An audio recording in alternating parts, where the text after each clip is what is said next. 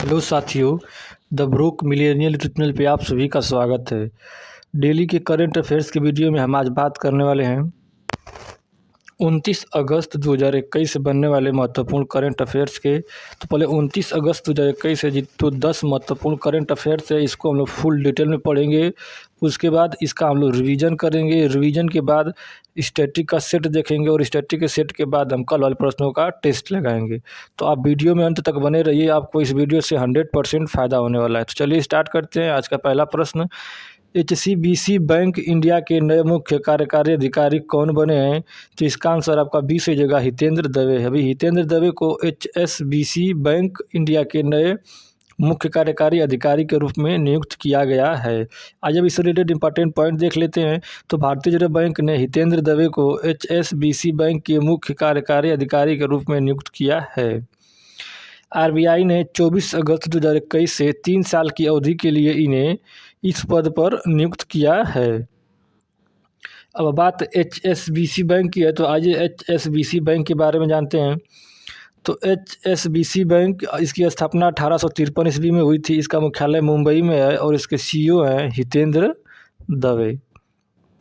इतना पॉइंट इससे याद रखेंगे।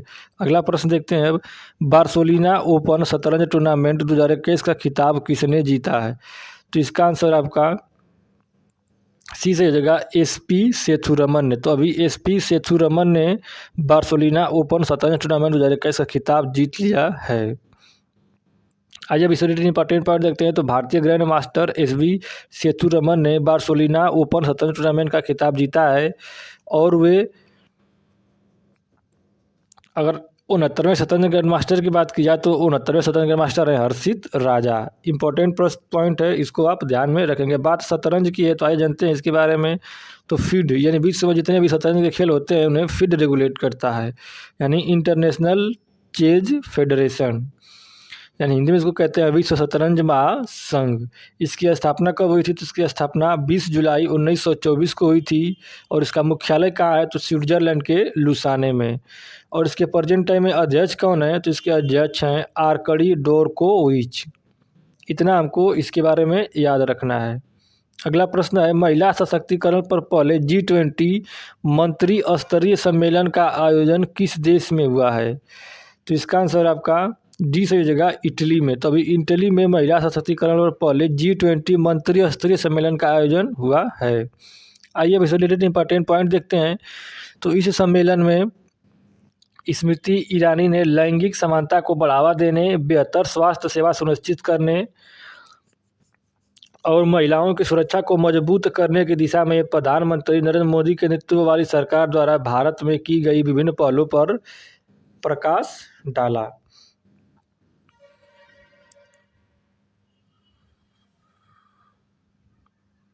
भारत की तरफ से अध्यक्षता स्मृति ईरानी ने की और स्मृति ईरानी केंद्रीय महिला और बाल विकास मंत्री हैं।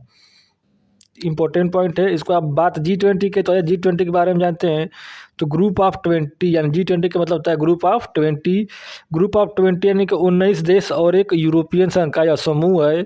इसकी स्थापना 26 सितंबर 1999 ईस्वी को हुई थी और भारत जो है G20 का हिस्सा है। और बात की जाए G20 के पहले सम्मेलन की, तो पहला सम्मेलन जो है G20 का ये अमेरिका में हुआ था 2008 में। इंपॉर्टेंट पॉइंट है, इसको ध्यान में रखेंगे। और G20 का 16वां सम्मेलन 2021 कहाँ होगा? तो यह इटली में भी हुआ। और 17वां G20 का सम्मेलन जो है 2022 वाला कहाँ होगा? तो यह इंडोनेशिया में होगा। और 18वां G20 सम्मेलन 2023 भारत में होगा। इसको ध्यान में रखेंगे। तो 18वां जो है ये 2023 में भारत में होगा। इंपॉर्टेंट पॉइंट है इसको। अगला प्रश्न देखते हैं, भारतीय रिजर्व बैंक के नए कार्यकारी निदेशक कौन बने हैं? तो इसका आंसर आपका ये सही हो जाएगा अजय कुमार। अभी अजय कुमार भारतीय रिजर्व बैंक के नए कार्यकारी निदेशक बने हैं। अब आइए जानते हैं इसके आरबीआई की बात है तो आइए आरबीआई के बारे में जानते हैं। तो भारत में जितने भी बैंक होते हैं उन्हें आरबीआई रेगुलेट करता है, ठीक है। आरबीआई बैंक को कहते हैं reserve bank of India.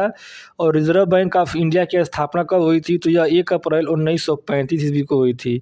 RBI bank की स्थापना किस अधिनियम के प्रावधानों के अनुसार 1 अप्रैल 1935 को हुई थी?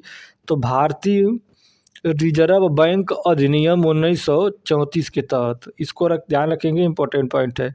मुख्यालय कहाँ है पे इसका, तो मुख्यालय है महाराष्ट्र के मुंबई में। इसके गवर्नर कौन है, अभी तो प्रेजेंट टाइम से गवर्नर शक्तिकांत दास। वर्तमान में आरबीआई के जो 4 डिप्टी गवर्नर है वो कौन कौन है, तो महेश कुमार जैन है, दूसरा माइकल पात्रा है, तीसरा एम राजेश्वर राव है और चौथे हैं टी रवि शंकर। बैंकों का बैंक किसे कहा जाता है, तो ये आरबीआई को कहा जाता है। भारतीय रिजर्व बैंक का राष्ट्रीयकरण कब किया गया, तो भारतीय रिजर्व बैंक का राष्ट्रीयकरण 1 जनवरी 1949 ईस्वी को किया गया था। इंपॉर्टेंट प्रश्न है, इसको ध्यान रखेंगे। भारतीय रिजर्व बैंक के पहले अंग्रेजी गवर्नर कौन थे, तो सर ओसबोर्न थे। अगर देखते हैं भारतीय रिजर्व बैंक के पहले भारतीय गवर्नर कौन थे, तो ये थे सीडी देशमुख। इंपॉर्टेंट प्रश्न है, ध्यान रखेंगे। भारतीय रिजर्व बैंक आरबीआई के प्रतीक चिन्ह में से किसे चित्रित किया गया है, तो ताड़ का वृक्ष और रॉयल बंगाल टाइगर। इंपॉर्टेंट प्रश्न है ये दोनों, इसको ध्यान रखेंगे, कई बार एग्जाम में ये पूछा गया है। भारत के पहले भारतीय गवर्नर और ये चिन्ह। भारतीय रिजर्व बैंक के गवर्नर की नियुक्ति कौन करता है, तो प्रधानमंत्री। ये प्रधानमंत्री जो है वित्त मंत्री की सलाह पर रिजर्व बैंक की गवर्नर की नियुक्ति करता है। शुरुआत में आरबीआई केंद्रीय कार्यालय स्थापित किया गया था, तो कोलकाता में। किस वर्ष आरबीआई का केंद्रीय कार्यालय को अस्थायी रूप से मुंबई में स्थानांतरित कर दिया गया था, तो 1937 ईस्वी में। इंपॉर्टेंट पॉइंट है, इसको ध्यान में रखेंगे। अगला प्रश्न देखते हैं, बेरोजगार युवाओं के लिए मेरा काम मेरा मान योजना किस राज्य की सरकार ने शुरू की है, तो इसका आंसर आपका इसे हो जाएगा पंजाब। तो भी पंजाब सरकार ने मेरा काम मेरा नाम मान योजना शुरू की है। आज जानते हैं इसके बारे में इंपॉर्टेंट पॉइंट। तो पंजाब में युवाओं को रोजगार मुहैया कराने के लिए एक नई योजना शुरू की गई है, जिसका नाम मेरा काम मेरा मान रखा गया है। इस नई योजना के तहत रियासत के बेरोजगार युवाओं को अपने कौशल में सुधार करने में मदद मिलेगी और उनके लिए नौकरी के अवसर बढ़ेंगे। इस योजना के तहत बेरोजगार युवाओं को 12 महीने ट्रेनिंग दी जाएगी और उन्हें 2500 रुपये प्रति महीना बेरोजगारी भत्ता दिया जाएगा। बात पंजाब की है, तो आइए पंजाब के बारे में जानते हैं। तो पंजाब की स्थापना जो है 1 नवंबर 1950 को हुई थी और पंजाब की जो राजधानी है वो है चंडीगढ़। पंजाब के गवर्नर है विजेंद्र पाल सिंह बदनौर और पंजाब के मुख्यमंत्री है कैप्टन अमरिंदर सिंह, जो कांग्रेस पार्टी से। और पंजाब के मुख्य न्यायाधीश हैं वह है रविशंकर झा। पंजाब का एक पड़ोसी देश है पाकिस्तान। पंजाब के 3 पड़ोसी राज्य कौन कौन से हैं, तो राजस्थान, हरियाणा और हिमाचल प्रदेश। अब बात करेंगे पंजाब के लोकसभा सीटों की, तो लोकसभा सीटें 13 है, राज्यसभा सीटों की संख्या 7 है और विधानसभा की सीटों की संख्या 117 है। अब पंजाब की राजकीय पशु को कहते हैं ब्लैक हक यानी काला हिरण, राजकीय पक्षी बाज और राजकीय वृक्ष शीशम। भारत के किस राज्य को रोटी की टोकरी कहा जाता है, तो पंजाब को कहा जाता है। पंजाब की प्रमुख झील, तो सुखना झील चंडीगढ़ में, हरिके झील फिरोजपुर में, कांजले झील कपूरथला में।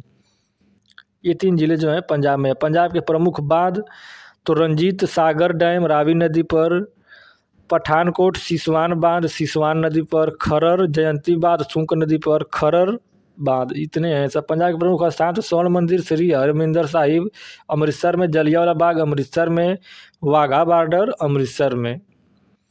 पंजाब के प्रमुख विद्युत संयंत्र, तो गुरु नानक देव थर्मल प्लांट बठिंडा में, Guru Govind Singh super thermal power plant Ropar में। पंजाब के लोक नृत्य की बात करें तो भांगड़ा, गिद्धा, झूमर, धूमल, दनकारा।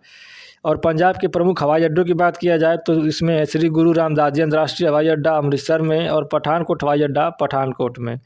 पंजाब के प्रमुख महोत्सव की बात करें तो लोहड़ी, बसंत पंचमी, होला मोहल्ला, बैसाखी और गुरु पर्व, ये पंजाब के प्रमुख महोत्सव हैं। इम्पोर्टेंट प्रश्न है, इसको ध्यान में हम रखेंगे।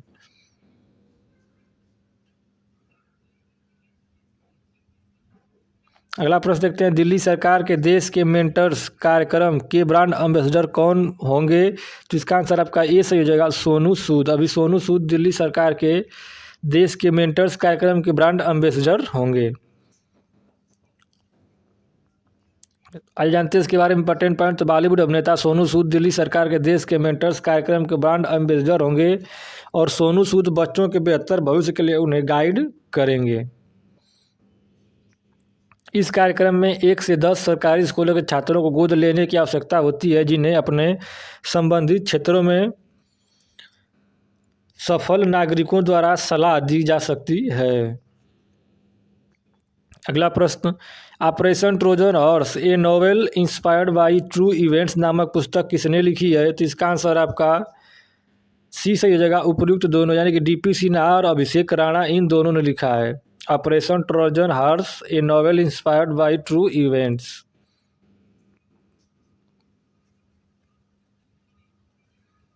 आइए जानते हैं अब टॉप 5 बुक्स एंड ऑथर्स। तो फर्स्ट बुक है आपकी renegades born in the USA यानी कि renegades born in the USA पुस्तक को लिखा है बराक ओबामा और ब्रूस स्प्रिंगसन ने। In ordinary life portrait of an Indian generation नामक पुस्तक को लिखा है अशोक लवासा ने। ओवर इट नामक पुस्तक को लिखा है लोलो जोन्स ने। चाइना रूम पुस्तक को लिखा है संजीव सोहता ने। इन एन आइडियल वर्ल्ड नामक पुस्तक को लिखा है कुणाल बसु ने। इसके बाद हम लोग रिवीजन करेंगे। रिवीजन के बाद स्टैटिक का सेट देखेंगे और स्टैटिक के सेट के बाद कल वाले प्रश्नों का हमने आखिरी में टेस्ट रखा है, तो आप इस टेस्ट को ज़रूर अटेम्प्ट करें। इस टेस्ट से आपको 100% फ़ायदा होगा। तो चलिए देखते हैं अब अगला प्रश्न। ई श्रम पोर्टल किस मंत्रालय द्वारा लॉन्च किया गया है? तो इसका आंसर आपका 20 जगह श्रम और रोजगार मंत्रालय के द्वारा ई श्रम पोर्टल जो है लॉन्च किया गया है। अब इससे रिलेटेड इंपॉर्टेंट पॉइंट देख लेते हैं। तो केंद्र सरकार ने ई श्रम पोर्टल लॉन्च कर दिया है। इसमें असंगठित क्षेत्र के करीब 38 करोड़ कामगारों को फायदा होगा। यह देश का पहला ऐसा डेटाबेस है जो असंगठित क्षेत्र में काम करने वाले के लिए बनाया गया है। इस पोर्टल को श्रम एवं रोजगार मंत्री भूपेंद्र यादव की अगुवाई में लॉन्च किया गया है।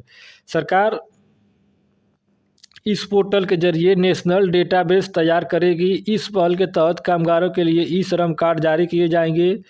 इस कार्ड में 12 अंकों का यूनिक नंबर होगा और ये कार्ड पूरे देश में हर जगह वैध रहेगा।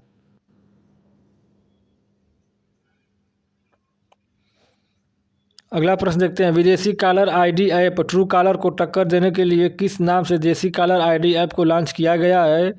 तो इसका आंसर आपका ये सही हो जाएगा भारत कॉलर। अभी भारत कॉलर जो है विदेशी कॉलर आईडी ट्रू कॉलर को टक्कर देने के लिए इस देसी कॉलर आईडी भारत कॉलर को लॉन्च किया गया है। इंपॉर्टेंट पॉइंट, तो caller ID app true collar Sweden देश की कंपनी है। ये ट्रू कॉलर जो है ये स्वीडन देश की कंपनी है और भारत कॉलर जो है ये भारत की है। अगला प्रश्न और इसके बाद हम लोग रिवीजन करेंगे। किसानों के लिए राष्ट्रीय खाद्य एवं पोषण अभियान का शुभारंभ किसने किया है? तो इसका आंसर आपका 20 जगह नरेंद्र सिंह तोमर ने। तो नरेंद्र सिंह तोमर ने किसानों के लिए राष्ट्रीय खाद्य एवं पोषण अभियान का शुभारंभ किया है।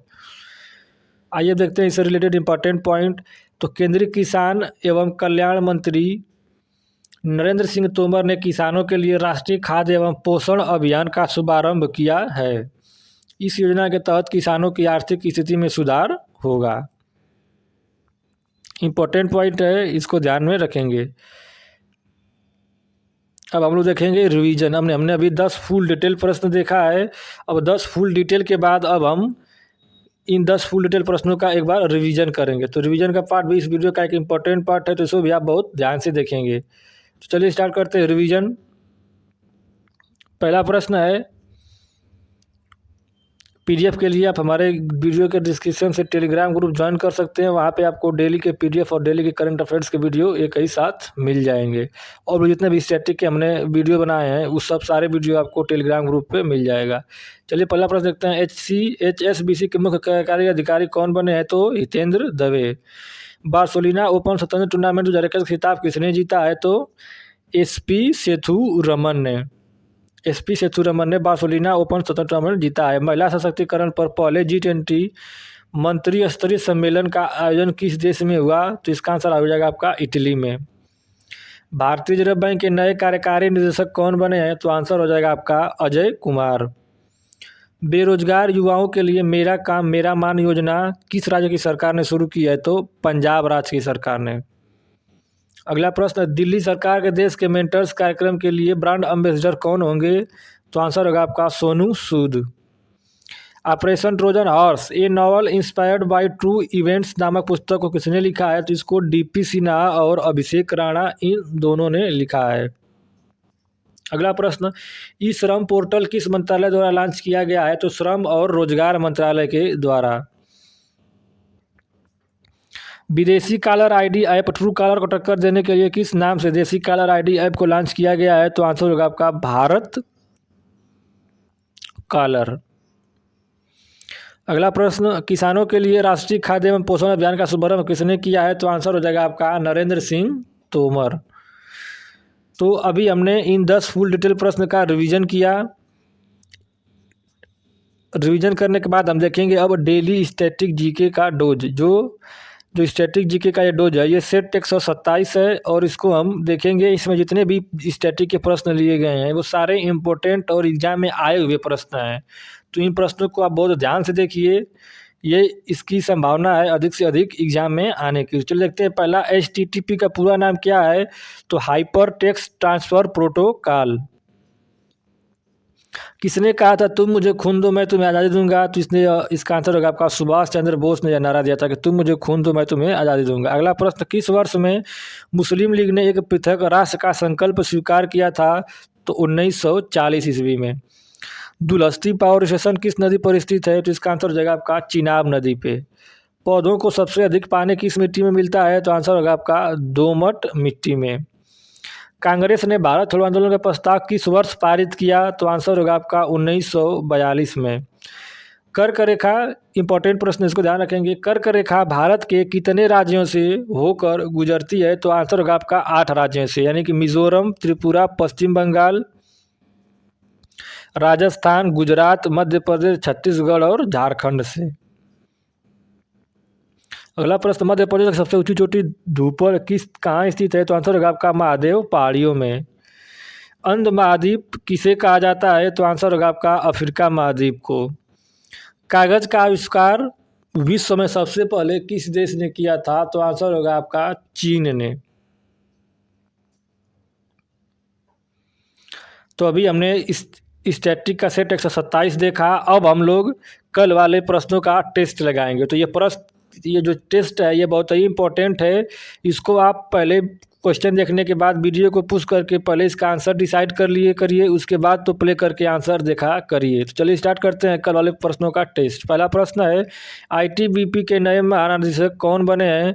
तो इसका 4 ऑप्शन है, आपको कमेंट कर इसका आंसर बताना है।